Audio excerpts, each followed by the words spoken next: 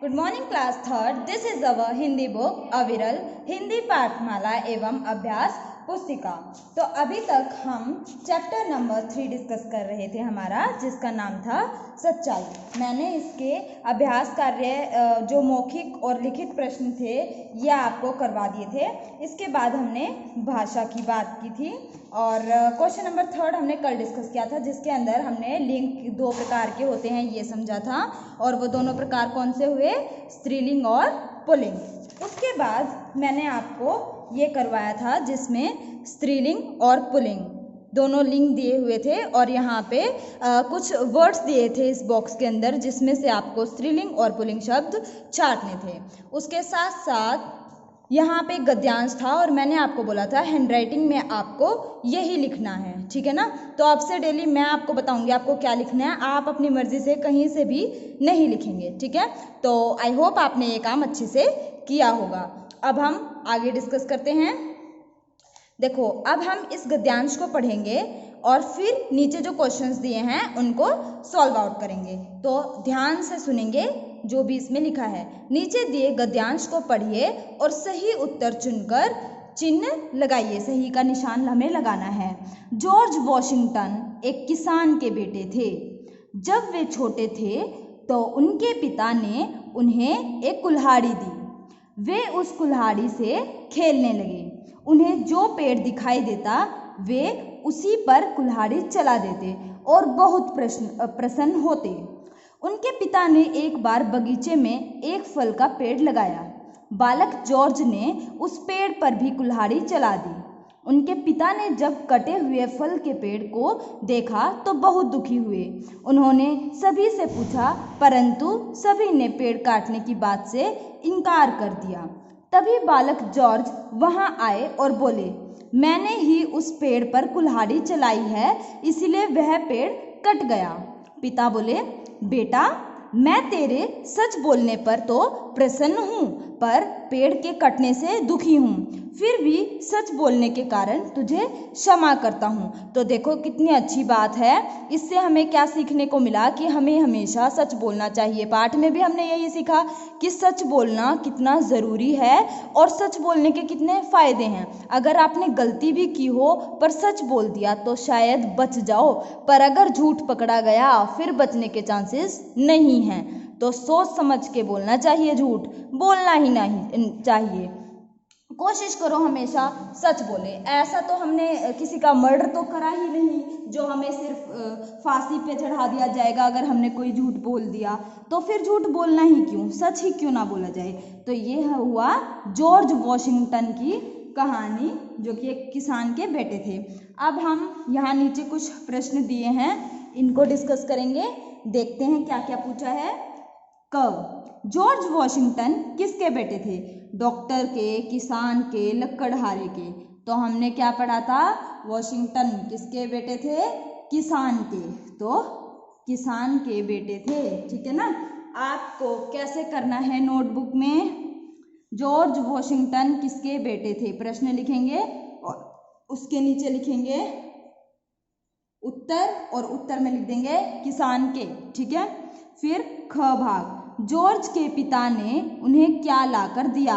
कुल्हाड़ी, तलवार या कलम? तो उनको क्या लाकर दिया था? कुल्हाड़ी, ठीक है। आगे चलते हैं। इनमें से कौन सा शब्द द्वित्व व्यंजन है?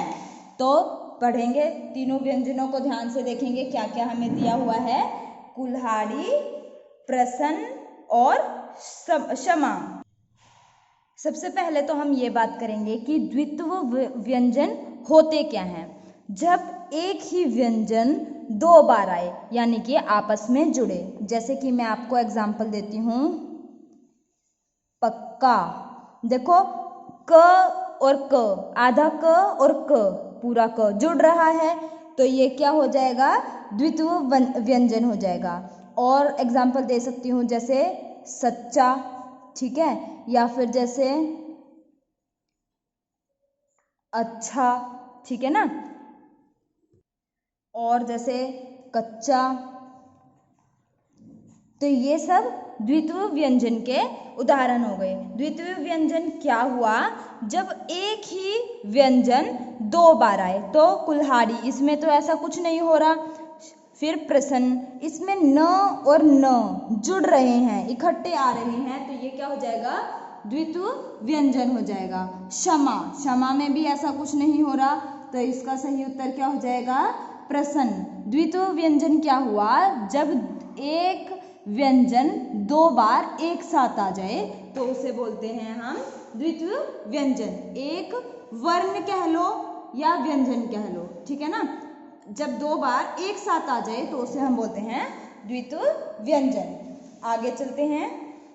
ग, इस गद्यांश के लिए सबसे सही शीर्षक कौन सा है।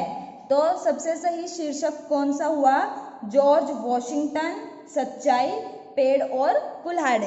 देखो, अब हमें जब सही शीर्षक छांटना होता है तो अब अगर हम ऐसे देखें कि कहानी में हमें क्या मिला, तो जॉर्ज वॉशिंगटन भी मिला हमें, ठीक है। सच्चाई की बात हुई, सच्चाई भी मिली, और पेड़ और कुल्हाड़ी, पेड़ भी था और कुल्हाड़ी भी थी। अब हम कैसे छांटेंगे कि सबसे सही शीर्षक कौन सा है। हालांकि ये कहानी जॉर्ज वॉशिंगटन के जीवन की कहानी थी, पर इससे हमें सीखने को क्या मिला, हमें इससे क्या मोरल वैल्यू मिली, सच्चाई। पेड़ और कुल्हाड़ी तो सिर्फ इसके भाग थे जिससे हमने सच्चाई के बारे में बात की। सच्चाई कैसे, उसका जो मेन मोटिव था वो तो क्या बताना था कि हमें सच बोलना चाहिए, सच्चाई की बात हुई। कहानी जो मेन उद्देश्य होगा कहानी का, वही उसका सबसे सही शीर्षक होगा, ठीक है ना।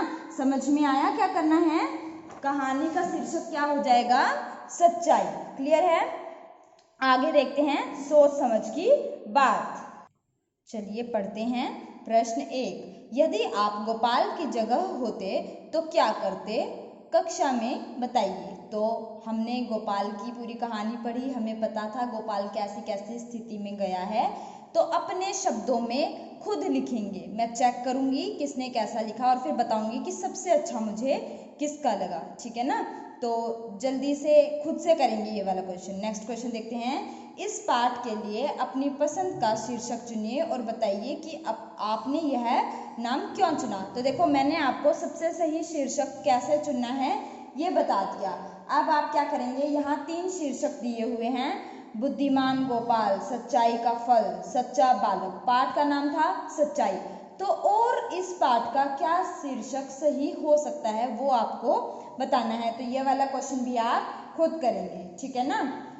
गोपाल कृष्ण गोखले का जन्म कब हुआ था, 9 मई को हुआ था 1866 में, ठीक है ना। 9 मई 1866 को गोपाल कृष्ण गोखले का जन्म हुआ था, ठीक है। तो ये हुआ सेकंड क्वेश्चन। अब आगे चलते हैं। कुछ करने की बात, तो देखते हैं क्या बात है। नीचे भारत के स्वतंत्रता सेनानियों के चित्र दिए हैं, तो यहाँ पे कुछ महान स्वतंत्रता सेनानी हैं, उन्हें पहचानिए और उनके नाम लिखिए। तो ये कौन है बताएगा, कौन बताएगा। ऐसा करो, इन चारों का आप नाम खुद से लिखोगे, ठीक है ना। मैं चेक करूंगी कि किसने ठीक लिखा है, किसने गलत लिखा है। तो जिसको नहीं आया कोई बात नहीं, नेट से सर्च कर लो, अपने पेरेंट्स से पूछो, फिर मैं इसे नेक्स्ट क्लास में बताऊंगी कि क्या नाम सही है और आपने क्या सही लिखा है, ठीक है ना। नोटबुक में लिखेंगे स्वतंत्रता सेनानियों के नाम, पहला है ये, उसके बाद दूसरे नंबर पे जो भी नाम लिखोगे मैं समझूंगी, इनका नाम लिखा है, ये थर्ड और ये फोर्थ। तो अब आपको इन चारों के नाम, चारों स्वतंत्रता सेनानियों के नाम लिखने हैं, ठीक है। अब आपको आपका होमवर्क बता देती हूँ। तो सबसे पहले, अब आपने ये कल हैंडराइटिंग में लिख लिया है तो दोबारा लिखने की ज़रूरत नहीं है, ठीक है ना। और वैसे भी आज तो आपको इंग्लिश हैंडराइटिंग मिलेगी, तो लिखना नहीं है, सिर्फ आपको क्या करना है, प्रश्न 4 गद्यांश, ये तो आप डालेंगे हेडिंग। उसके बाद क, जॉर्ज वॉशिंगटन किसके बेटे थे, उत्तर में लिखेंगे जो हमारा सही उत्तर है सिर्फ वही, किसान के। जॉर्ज के पिता ने उन्हें क्या लाकर दिया, तो उत्तर लिखेंगे कुल्हाड़ी। इनमें से कौन सा शब्द द्वित्व व्यंजन है? तो सीधे उत्तर लिखेंगे प्रसन्न। फिर लिखेंगे इस गद्यांश के लिए सबसे सही शीर्षक कौन सा है? उत्तर लिखेंगे सच्चाई। ठीक है, और फिर ये दोनों प्रश्न अपने आप से करेंगे कि आपको क्या लगता है कि अगर आप गोपाल की जगह होते तो आप क्या करते। ठीक है, और इनमें से सबसे सही शीर्षक कौन सा है, और उसके बाद इन चारों के नाम लिखेंगे। तो ये आज के लिए आपका होमवर्क रहेगा। काम सुंदर करेंगे और जिसकी जो मिस्टेक है वो अपनी मिस्टेक्स को राइट डाउन भी करें। ठीक है ना, दोबारा से अपनी गलतियों को लिखेंगे ताकि आपकी आगे से वो मिस्टेक ना हो। ठीक है, तो सुंदर सुंदर काम करेंगे सभी बच्चे। Thank you and have a nice day.